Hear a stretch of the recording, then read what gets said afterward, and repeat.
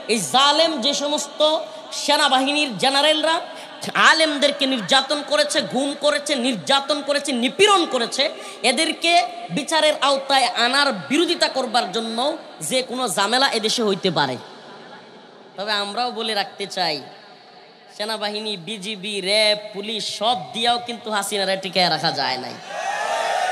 এবং হাসিনার সাথে জড়িত প্রত্যেকটা লোক যারা কিনা গুম, নির্যাতন, নিপীড়নের সাথে জড়িত ছিল, তাদের শাস্তিও বাংলাদেশের ঠেকানো যাবে না।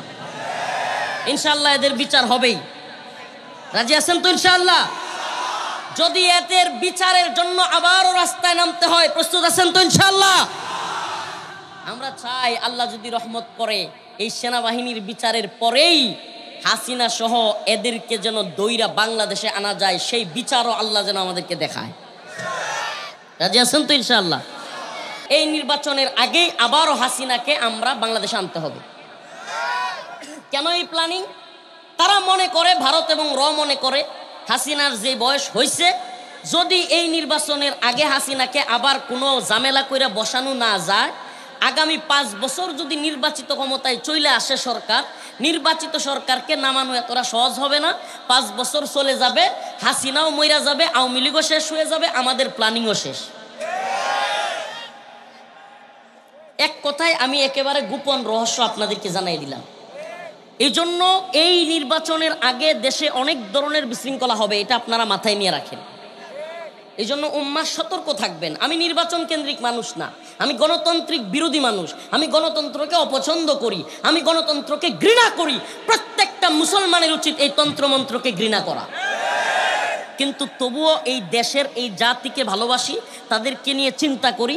উম্মার কল্যাণে আপনাদেরকে একটা মেসেজ দেওয়ার ছিল যে এই নির্বাচনের আগে কিংবা এই নির্বাচনকে বিলম্বিত করা, এটা ভারতীয়রও একটা প্ল্যান। আমি কোনো পক্ষে বিপক্ষে কথা বলছি না, সাবধান, এটা ভুল বুঝবেন না। আমরা গণতান্ত্রিক কোনো দলকে আমি যেমনিভাবে সাপোর্ট করি না, তেমনিভাবে কোনো দলের পক্ষেও আমি না। তো এই বিজয় চূড়ান্ত বিজয় নয়। এবার আসি মূল কথায়, এ বিজয় কি নয়?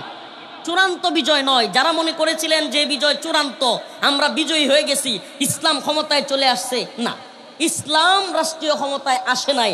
যতদিন পর্যন্ত রাষ্ট্র ক্ষমতায় আমরা ইসলামকে প্রতিষ্ঠিত করতে না পারবো, দিন প্রতিষ্ঠিত করতে না পারবো, কুরআন সুন্নাহকে প্রতিষ্ঠিত করতে না পারবো, শরিয়াকে প্রতিষ্ঠা করতে না পারবো, ততদিন পর্যন্ত আমরা আমাদের পিঠ এমন ভাবে হেলিয়ে দিব না যে আমরা মনে হয় বিজয়ী, আমাদের আর কোনো কাজ নাই। ঠিক আছে ইনশাআল্লাহ? তো এই বিজয়ের পথ কোনটা? এবার আসুন সে কথায়, এই বিজয়ের পথ কোনটা এবং এই বিজয়ের মৌলিক আলোচনা। আল্লাহ পাক যে বিজয়ের সুসংবাদ দিয়েছেন সূরাতুল ফাতহের মধ্যে। সূরাতুল ফাতহে যেদিন নাজিল হয়েছিল বা যখন নাজিল হয়েছিল, আল্লাহ রাসূল সাল্লাল্লাহু আলাইহি সাল্লাম এত খুশি হয়ে গিয়েছিলেন, তাফসীরের কিতাবের মধ্যে আসছে যে রাসূলুল্লাহ সাল্লাল্লাহু আলাইহি সাল্লাম উটের উপরে উঠে এমন সুন্দর করে তিলাওয়াত করতেছিলেন, সুবহানাল্লাহ।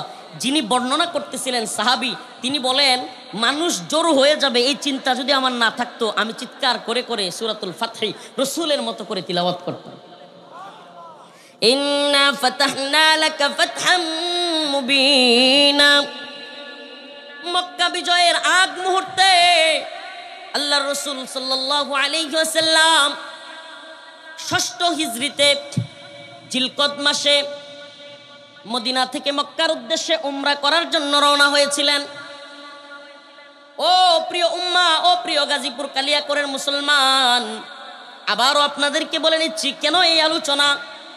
আমরা যারা মনে করতেছিলাম বিজয়ী হয়ে গিয়েছি, কিন্তু দেখতেছি না, এই যখন পরিস্থিতি, এই যখন হতাশা, এই মুসলিমদেরকে আশান্বিত করবার জন্য আল্লাহর রাসূলের পক্ষ থেকে, কোরআনের পক্ষ থেকে, স্বয়ং রব্বে কাবার পক্ষ থেকে আমরা এই উম্মার দায়ী হিসেবে এই উম্মাকে, উম্মার জাগরণের শক্তি, বিজয়ের সুসংবাদ আপনাদের কানে কানে পৌঁছে দেওয়ার জন্য, আপনাদের কর্ণকুহরে ওই আওয়াজ পৌঁছে দেওয়ার জন্যই আমাদের আজকের আলোচনা, আজকের প্রয়াস।